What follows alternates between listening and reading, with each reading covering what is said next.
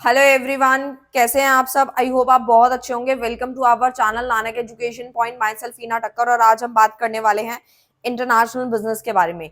जी हाँ, international business का unit number 4 का लेसन नंबर 1 आज हम स्टार्ट करेंगे। वन शॉट खत्म करेंगे इसको, और वो भी बहुत ज्यादा शॉर्ट में इन द सेंस कि आपको ये नहीं लगेगा कि बिल्कुल ही बोझ है या फिर पढ़ाई हमें समझ में नहीं आ रही, ऐसा कुछ भी नहीं है। डेली लाइफ एग्जांपल्स रहेंगे और आप एग्जाम से पहले देखेंगे, डेफिनेटली 1 घंटा पहले, आधा घंटा पहले, तो भी आपको ये डेफिनेटली समरी बहुत अच्छे से समझ में आएगी। वैसे मैं आप लोगों को समरी की फॉर्म में करवा रही हूँ, फिर वन शॉट दूंगी आपके एग्जाम से पहले पहले। जिन स्टूडेंट्स ने नोट्स नहीं खरीदे हैं, खरीद सकते हैं, उनकी मर्जी है, जैसे कि ऑलरेडी डेमो में बताया गया। बाकी बहुत सारे स्टूडेंट्स खरीद रहे हैं, आपको भी चाहिए तो आप ले सकते हैं, कोई कंपल्शन नहीं है, बट स्टिल बेनिफिट हुआ है, इसीलिए स्टूडेंट्स परचेज कर रहे हैं। सो स्टार्ट करते हैं यूनिट नंबर 4 के साथ, जो कि हमारे चैप्टर का नाम है इंटरनेशनल इकोनॉमिक ऑर्गेनाइजेशंस। राइट। तो सबसे पहले हमें एक छोटा सा, जो मैं कहती हूँ कि चैप्टर स्टार्ट होने से पहले मैं आपको एक ओवरव्यू देती हूँ, ताकि चीजें बहुत इंटरेस्टिंग लगे और आपको इंटरेस्ट आए कि हम क्या पढ़ रहे हैं, क्यों पढ़ रहे हैं, रीजन क्या है, किस लिए पढ़ाया जा रहा है। ये सारे क्वेश्चन जो होते हैं वो हमेशा मैं चैप्टर के स्टार्टिंग में बताती हूँ। सो सबसे पहले आपको बस इतना समझना है कि इंटरनेशनल बिजनेस, जो हमने काफी सारी समरी में देखा कि इंटरनेशनल बिजनेस क्या है, कि जब हमें अपनी बाउंड्री को क्रॉस करना होता है तो हम ट्रेड करते हैं, एक्सपोर्ट करते हैं, इंपोर्ट करते हैं। फिर हमने काफी सारी चीजें इसके बारे में पढ़ी कि इन्वायरमेंट के बारे में भी जाना, बिजनेस इन्वायरमेंट क्या है, यानी कि अगर हम कहीं दूसरी कंट्रीज में जाकर के बिजनेस करते हैं तो हमें वहां का कस्टम, ट्रेडिशन, हर एक चीज देखनी पड़ती है। ऐसे ही नहीं हमारा मन किया रातों रात हम अगले दिन जो है इंटरनेशनल बिजनेस के लिए रेडी हो गए या ट्रेड के लिए रेडी हो गए। ठीक है। फिर हमने बैलेंस ऑफ पेमेंट के बारे में भी काफी डिस्कशन किया कि हमें पैसा कहाँ से आता है। सो इंट्रोडक्शन हमारा स्टार्ट होता है इंटरनेशनल इकोनॉमिक ऑर्गेनाइजेशन से। ऑर्गेनाइजेशन आप संस्था वगैरह समझते हैं, इंटरनेशनल आपको पता ही है।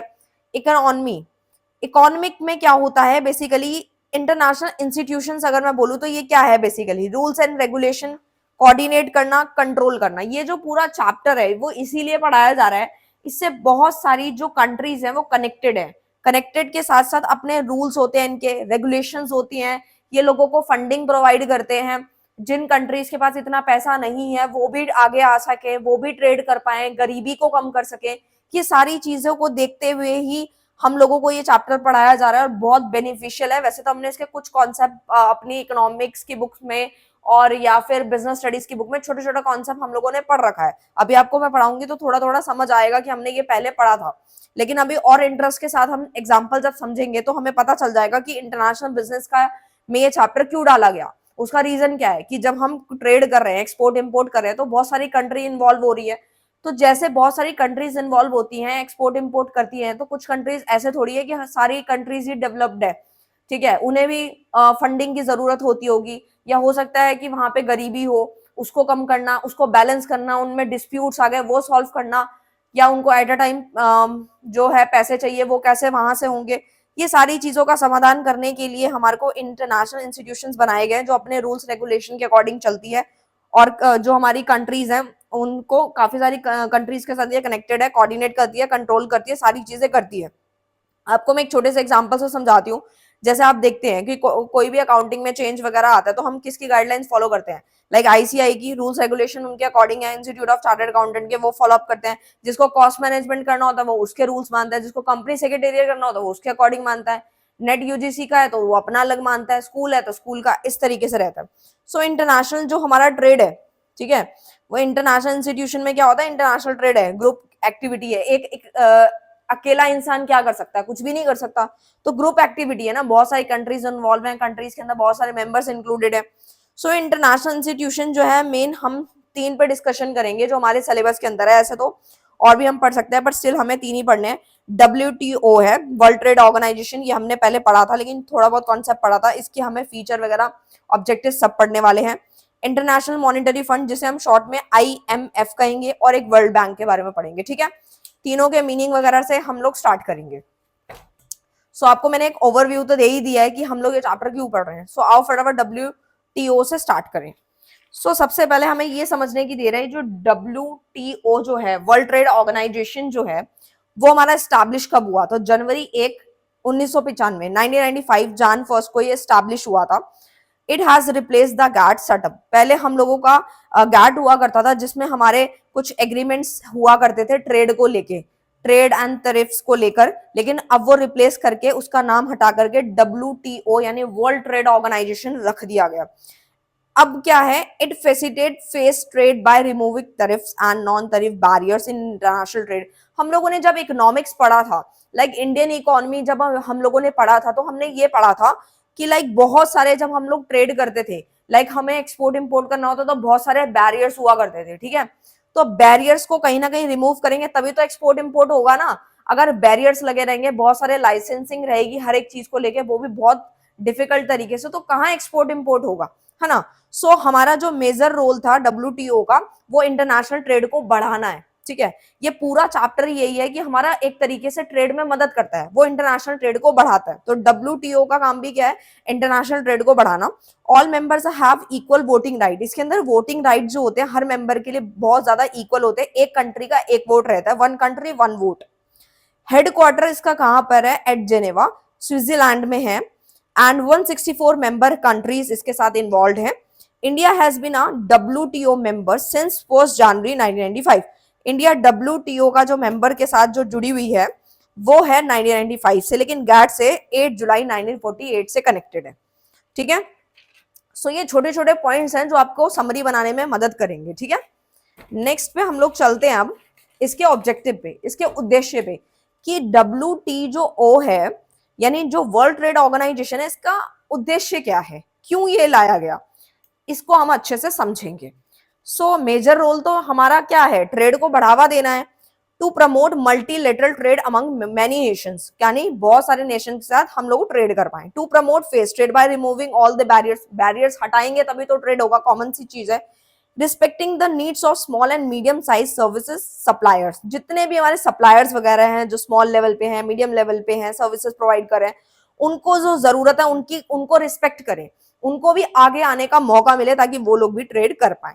तो WTO के अंदर हमारे ऑब्जेक्टिव जो हैं और भी बहुत सारे हैं। बेसिकली लेवल ऑफ प्रोडक्शन को बढ़ाना, मैंने यहाँ लिखे नहीं है, जो मेन मेन थे वो भी लिख दी हैं, बाकी आप नोट्स वगैरह लेंगे तो उसमें आपको मिल जाएंगे। सो मैं वैसे भी आपको बता रही हूँ। सो प्रोडक्शन के लेवल को बढ़ाना, प्रोडक्टिविटी बढ़ाना, एम्प्लॉयमेंट बढ़ जाएगा तो लोगों को काम मिलेगा, लोग बेरोजगार नहीं रहेंगे, उससे क्या होगा, एक्सपेंशन होगा। To expand and utilize world economy resources, हमारे जो इकोनॉमी के जो रिसोर्सेज हैं वो भी फुल्ली यूटिलाइज होंगे, ठीक है। और हमारा लेवल ऑफ लिविंग जो है for the population of the globe वो भी बढ़ जाएगा, ठीक है। तो ये और भी बहुत सारे पॉइंट्स है जो इसके अलावा थे जो मैंने आपको वो भी बता दिए। सो फंक्शन क्या है बेसिकली वर्ल्ड ट्रेड ऑर्गेनाइजेशन का, वो हम एक बार देख लेते हैं। सो अगर आपको डेफिनेशन समझ आ गई ना तो आप उसमें से भी बना सकते हैं।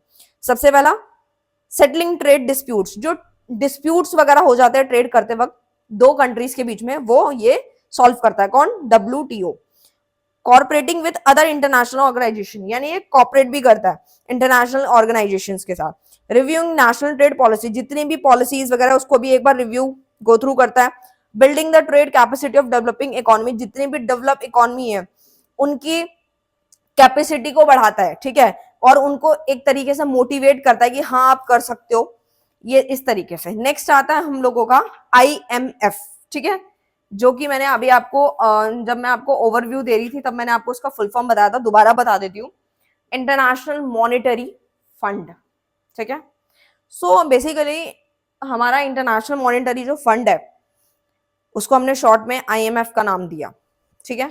तो इसका जो हेडक्वार्टर है कहाँ पे है, वॉशिंगटन DC में है।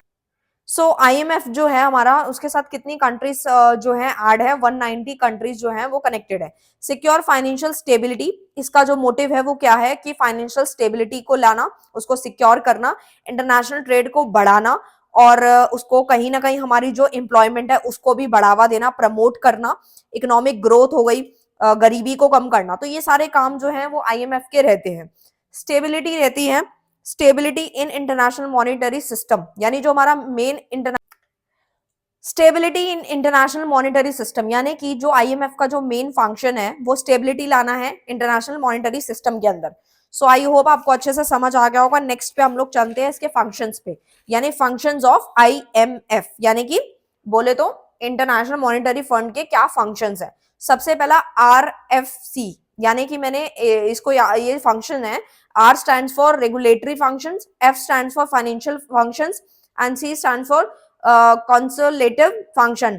So मैंने इसको एक फॉर्मूले से याद आपको करवाऊंगी, roasted fish chicken, roasted fish chicken, ठीक है, तो ये याद करने का कोड है। सो सबसे पहले रेगुलेटरी फंक्शंस में क्या होता है बेसिकली, सो इसके अंदर हमारे को एक तरीके का आर्टिकल ऑफ एग्रीमेंट होता है। It also maintain a code of conduct, ये क्या करता है बेसिकली, कोड ऑफ कंडक्ट को मेंटेन करता है फॉर एक्सचेंज रेट, ठीक है, एंड पेमेंट्स की लिमिट्स वगैरह होती हैं जो करंट अकाउंट ट्रांजेक्शन की, वो सब देखता है। नेक्स्ट आता है फाइनेंशियल फंक्शन, नाम से ही क्लियर है, यानी कि फंक्शन किससे रिलेटेड, फाइनेंशियल, पैसों से रिलेटेड, यानी लेंडिंग मनी हम कह सकते हैं, बैलेंस ऑफ पेमेंट हो गया।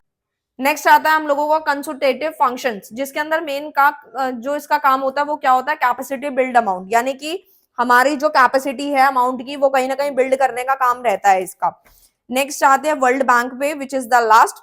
जैसे हमारी वर्ल्ड वॉर 2 हुई थी, उसके बाद की जो सिनेरियो है जो काफी सारे चेंज हो गया था, क्लोजिंग स्टेज थी हमारी वर्ल्ड वॉर सेकंड की under the supervision of UNA give rise to the world bank in 1944।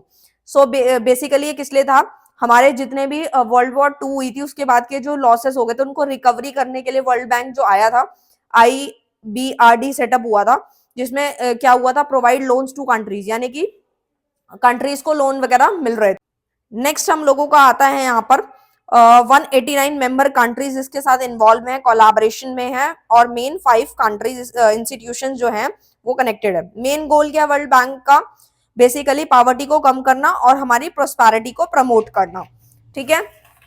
अब हम देखते हैं कि जो वर्ल्ड बैंक है, ग्रुप 5 डेवलपमेंट ऑर्गेनाइजेशंस आती हैं इसके अंदर। Number 1 is international bank for reconstruction development, जिसे हम शॉर्ट में IBRD कहते हैं।